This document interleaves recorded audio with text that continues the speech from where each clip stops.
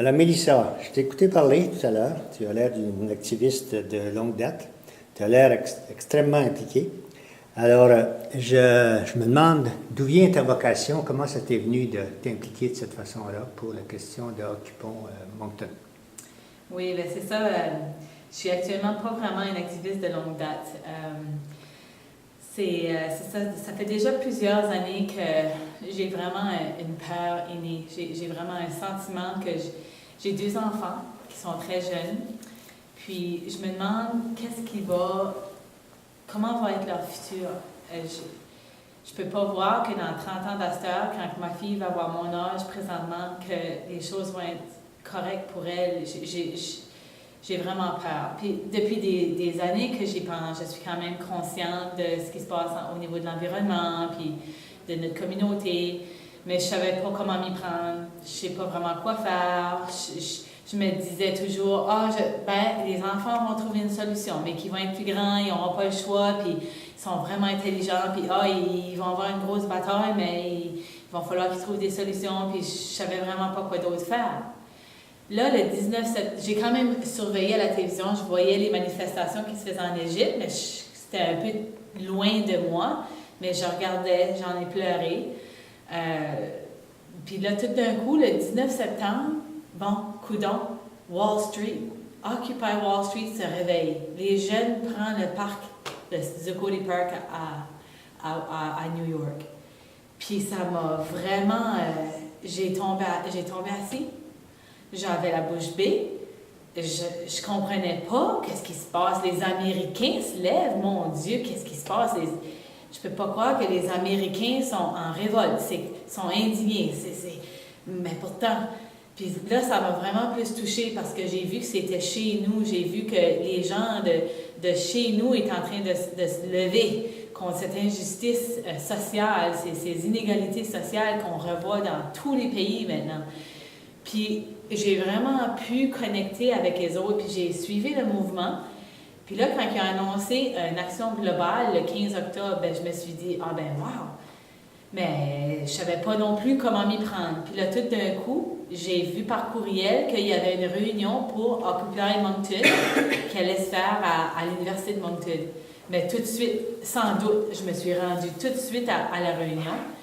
Puis j'avais le cœur dedans, comme que dirait Alvina, j'ai le cœur au ventre. Puis j'ai pensé, on a une chance, on a finalement une chance, on a un plateau, on a une plateforme où les gens se réunissent, on a une voix, on se fait entendre, puis ça m'a donné de l'inspiration incroyable. C'est la première fois dans 3-4 ans, je dirais au moins, que j'ai de l'espérance, que je me sens comme finalement, il y a quelque chose, quelqu'un fait quelque chose de cette situation-là, puis il n'y avait rien d'autre à faire pour moi que de m'impliquer. Je ne savais pas à quel point, qu'est-ce qu'allait en devenir, qu'est-ce que mon rôle allait être, mais de ce moment-là, puis je suis indignée. Je le serai jusqu'au jour où je vois le changement.